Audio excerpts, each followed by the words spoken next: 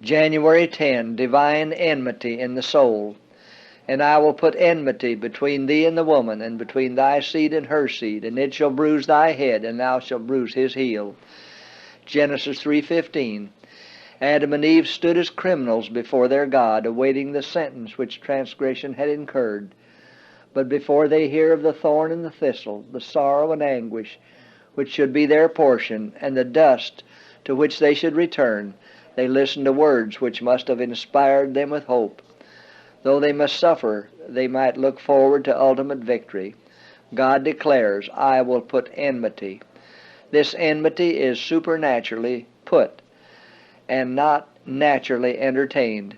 When man sinned, his nature became evil, and he was in harmony and not at variance with Satan.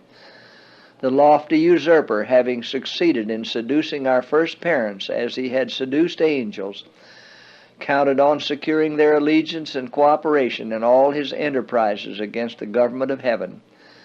But when Satan heard that the seed of the woman should bruise the serpent's head, he knew that though he had succeeded in depraving human nature, yet by some mysterious process God would restore to man his lost power and enable him to resist and overcome his conqueror.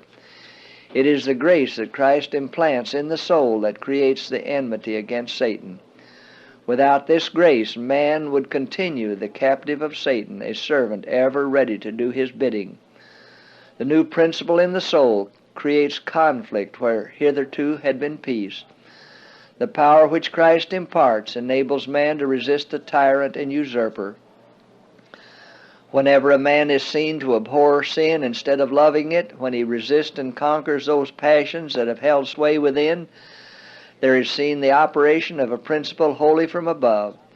The Holy Spirit must be constantly imparted to man, or he has no disposition to contend against the powers of darkness.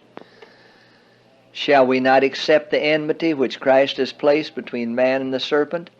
We have a right to say, in the strength of Jesus Christ, I will be a conqueror.